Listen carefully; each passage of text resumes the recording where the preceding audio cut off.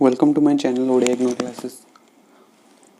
आज आम गंगवंशर जन विख्यात राजा लांगुला नरसिंहदेव विषय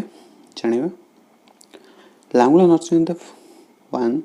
was a powerful monarch and warrior of Eastern Ganga dynasty of Suryavansh of early medieval Odisha who reigned 1230 to 1264। तो पूर्व ओडिशार गंगवंशर राजा थे लांगुला नरसिंहदेव प्रथम जड़े पावरफुल राजा थे, योद्धा थे। प्राथमिक सूर्यवंशर स्टार्ट होता। He defeated the Muslim forces of Bengal who constantly threatened the Eastern Ganga dynasty rule over his kingdom of Kalinga or ancient Odisha. From the times of his father Ananga Bhimadev Triple तृतीय अनंग Bhimdev attack करके मुस्लिम बेंगल मुस्लिम मान मुस्लिम शासक हटाई देते, भयभीत कर रखी सेटा ये भी सही रीति चालू रखिले। नरसिंहदेव प्रथम लांगुला नरसिंहदेव से ओडिशार प्रथम राजा एवं इंडियार अन्य केतक हिंदू राजा थे जे कि मुस्लिम शासक को विरोध करते। तुर्की अफगान इन्वेडर जो मैंने आसुले बाहर से विरोध करते। His father has successfully defended his kingdom against the Turko-Afghan rulers of Bengal and crossed into Rad, Gauda and Borendra in Bengal, chasing the invader on back foot. तांको पिता अनंग भीमदेव कौन करते ना मुस्लिम शासक मान परास्त करके जो बाहर आसते तुर्क अफगान रु से बेंगल रु विताड़ित करके रोड गौड़ बरेन्द्र बेंगल पर्यंत इन्वेडर मान आक्रमणकारी को बैकफुट रे तड़ी देथिले। He also build the Konark temple, से कोणार्क मंदिर भी निर्माण करथिले। मैं जानि समस्ते on Langula Narasimhadeva to commemorate his victories over the Muslim beside multiple temple and architectural marbles along with the largest fort complex of eastern India at रवानी इन बालेश्वर। बालेश्वर गोटे दुर्ग निर्माण करथिले, बहुत जगह से मंदिर निर्माण करथिले, सब युद्ध रे विजय हेकी तार स्मारक को मन रखिया पई। तो केन्दुपाटना plates of his grandsons Narasimhadev double I mention that Sita Devi, the queen of Narsindev one, was the daughter of the Paramar king of Malwa। केन्दुपाटना ठारे उल्लेखित अछि जे नरसिंहदेव ग्रांडसन नरसिंहदेव द्वितीय सेठी मेंशन करछनी सीता देवी होछंती क्वीन ऑफ नरसिंहदेव, रानी थिले नरसिंहदेव प्रथम लांगुला नरसिंहदेव आ से डॉटर थिले पारमार किंग मालवार पारमार किंग झियो थिले। लांगुला नरसिंहदेव 1238 ख्रीष्टाब्द 1264 पर्यंत शासन करथिले। तांको सक्सेसर थिले राजा थिले भानुदेव प्रथम, तांको स्त्री थिले सीता देवी। पूर्व मु कहि सारछि already पारमार princess of Malabar princess थिले राजकुमारी थिले। आ थोड़ा देवी चोल प्रिंसेस थिले चोल राजकुमारी। तांको हाउस ईस्टर्न गंगा डायनेस्टी पूर्व भारतीय गंगवंशर थिले। तांको बापा थिले अनंग भीमदेव तृतीय। पूर्व वीडियो मु तांको बायोग्राफी डिस्कशन कर लिंक दे दोची, लिंक रो जाई कि जे न देखि देखि पारो। तांको मदर थिले कस्तूर देवी छायामय देवी। तांको धर्म थिला हिंदू धर्म। Myth severed the name Langula, तांको नाटा लांगुला नरसिंहदेव काहे रखा हैतला। The term Langula has been confused for many abrupt deviation about the name of Narsinghdev one, as many interpreters have compared the word with the Odia term Languda meaning tail in different ways। तानटा लांगुला नरसिंहदेव कहीं थिला एटा बहुत ऐतिहासिक बहुत प्रकार वर्णना करछंदी। के कहंती कि तांकर से फिजिकली डिसेबल थिले तेणु करी तांकर गोटे तांको एभला ना दिया जायछि। आउ केतेक ऐतिहासिक कहंती से जो वस्त्र परिधान करनती चलला बेले एटा बहुत दूर पर्यंत लंबिकी रहउतला, सेथिबई तांको सेटा लांगुला भले देखा जाउतला, तेणु करी तांको लांगुला नरसिंहदेव कहा जाउतला। आ के कहंती ऐतिहासिक मत दियंती जे से जो खंडा धरतले एटा बहुत लंबा थिला, जोटा कि चलला बेले लांज भली देखा जाउतला, सेथिबई तांको। आरो मध्ये के कहंती बामु श्रद्धा गोटे रिभर थिला, ताको आंचलिक भाव में लांगुली बा लांगुलिया कहा जाउतला। तांको अंतर भी तांको ना हेथाय पारे। One of the court poets known, Vidyarnava, has narrated that there were 6 kings by the name of Narsingh or Narsimha in the Ganga dynasty, lineage before his time, out of which the first was the son of Anang Bhimadeva Triple I and he used to wear a long robe। तांको जने कवि थिले poet कवि थे राजकवि से लिखिले जे there are 6 Kings 6 जन राजा थे नरसिंह देव ना अनुसार नरसिंह अनुसार फास्ट थे सी थे अनंग तृतीय अनंग भीम देव पुत्र थे आग्रेसिव नेचर था आग्रेसिव नेचर से जो पोशाक परिच्छद पिंधुले टी लंबा था जिते राजा दरबार से चलिकी जाते से कौन आग्रेसिव नेचर जो जोर चलिकी जाते तेणु पोशाक परिच्छद पछरे घोषार होकर आसला बेले देखा जाता तेणुक भी लांगुला नरसिंह देव बोली कहुए से 27 वर्ष पर्यंत शासन करते ओडिशार conflicts with Mamluk dynasty of Delhi Sultanate in Bengal Narsinh Dev was victorious against the Turco-Afghan rulers of Mamluk dynasty in Bengal that had captured Bihar and Bengal. सेमान जो बिहार बेंगल कैप्चर करथिले नरसिंह देव सेमानंकु तड़िकी मामलुक डायनेस्टी को तड़िकी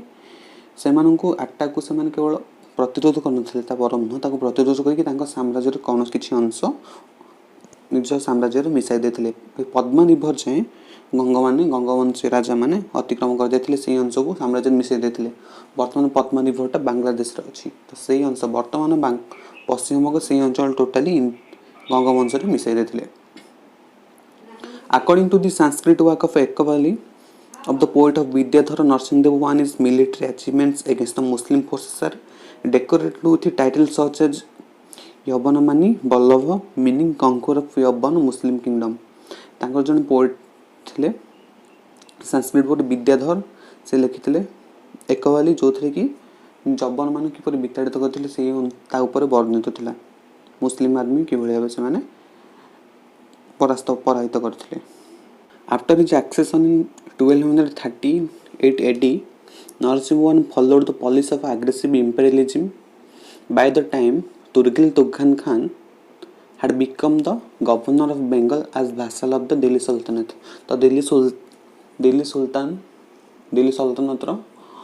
बंगला रे जन गवर्नर आसिक जॉइन करथिले तांका नाम थिला तुगन खान आउ तांको पितांक मृत्यु पर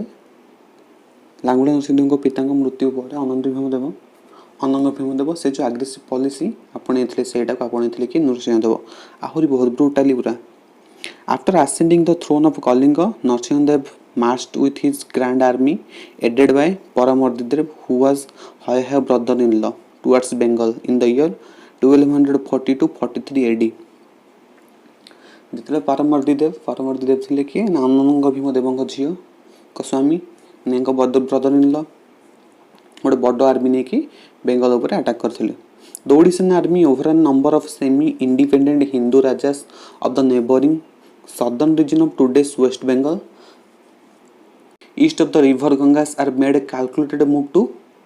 नॉर्दर्न रा गौड़ वरेंद्र से अधीन जाइए से सब अंचल बंगाल दक्षिण अंचल सब आनिक ओडिशा राज्य में मिसई देथिले रा हो गौड़ हो वरेंद्र हो एटा को सब जो राज्य में मिसई देथिले the subordinate territory of Delhi Sultanate at this juncture Tughral Tughan gave a declare a clarion call to all the Muslim for a jihad holy war against the Hindus even a Kaji Muslim holy man of chronicle by the name Minhajul Siraj accomplished this holy war by Muslim against the invading Hindus from the Odisha frontier एत ओडिशा बासी मैंने ओडिशार गंग मैंने attack करते बंगला उपरे तो से जी थे प्रेसिडेंट नुह तो जी आसिक थे तुर्गिल तुगन खान से कौन कले गोटे धर्मयुद्ध जिहाद सैनिक मान मन मध्य प्रवेश कर जिहाद धर्मयुद्ध करेंगे क्या हिंदू मान विरुद्ध ओडिशार हिंदू मान विरुद्ध इवन मिन्हाजुल सिराज से भी यहाँ को गोटे जिहाद रूप में देखते having his way over Rad and southern parts of Gauda, Narsinhdev I directed his army against Varendra. The Odishan army ransacked the Muslim territory at Bengal and created panic in the minds of the Muslims. Being fearful, Tughril Tugan Khan appealed to Sultan Alauddin Masud Shah of Delhi to come to his rescue. Odisha army मैंने एमती attack कले भयभीत हो तुगलिन खान जी थे से appeal कले सुल्तान को कि आसिक रेस्क्यू रक्षा करूँ तो सुल्तान को करते जड़े मंत्री को पठेले जी कि अवधर अवधर गवर्नर थे पठेले तुघा खान से बंगल पहुँचला पर मत पार्थक्य है फल कौन कल तुघा खान से प्रत्यावर्तन कर जाते से 1246 पर्यंत बेंगल गवर्नर रहिले first seizure of Lakhnauti and the battle of Katasin Kontai प्रथम युद्ध जोटा लखनौटी करते कोंताई युद्ध In the initial phases of expedition, a siege was laid on the fort of Lakhnauti, which is a strategic point of entrance into the territory of the Mamluks Muslim from the west,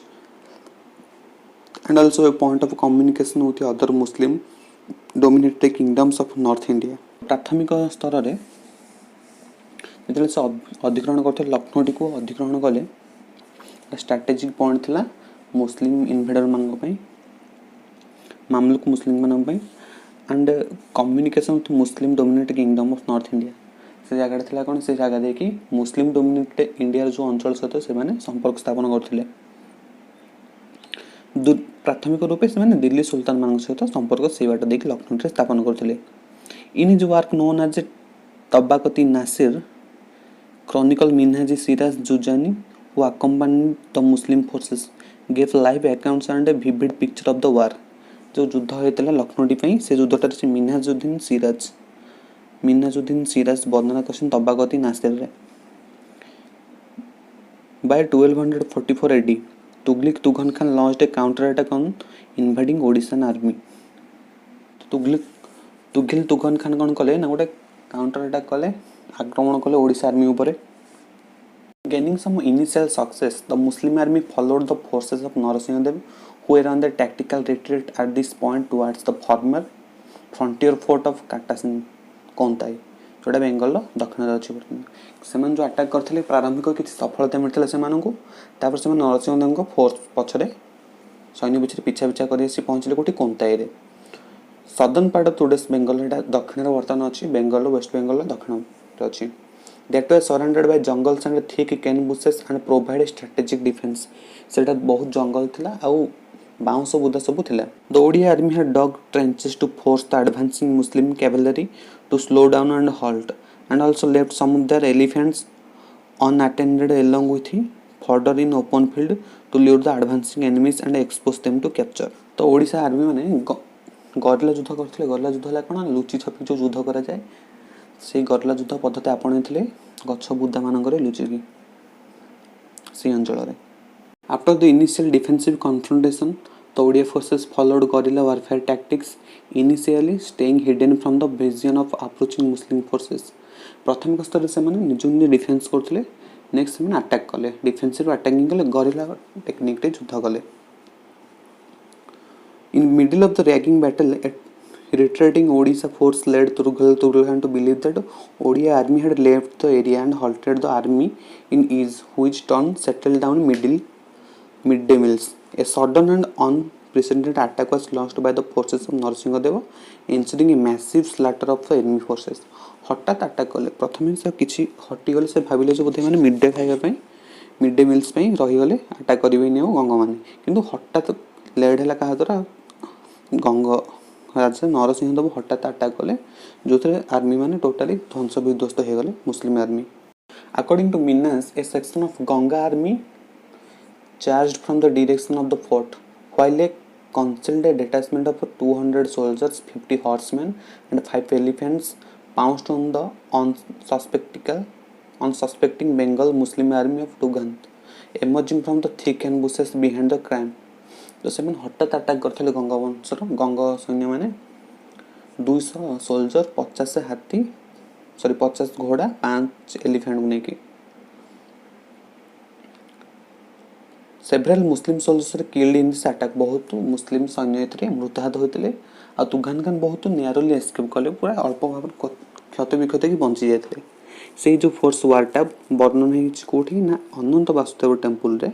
इनस्क्रिप्शन रे आज भी सेटा वर्णन है कि अच्छी लिखा है कि अच्छी सेतरे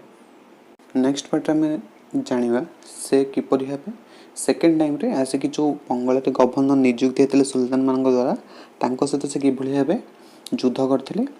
एवं ओडिशा रे केउ मंदिर सब निर्माण करथिले केउ सब जनहितकर कार्य करथिले आमे नेक्स्ट वीडियो सेकंड पार्ट रे आमे जानिबा। वीडियो भल लागिथिला वीडियो को लाइक करंतु शेयर करंतु एवं एही भली वीडियो देखिବାକୁ चाहुथिले मो चैनल को सब्सक्राइब करंतु ओडिया इग्नो क्लासेस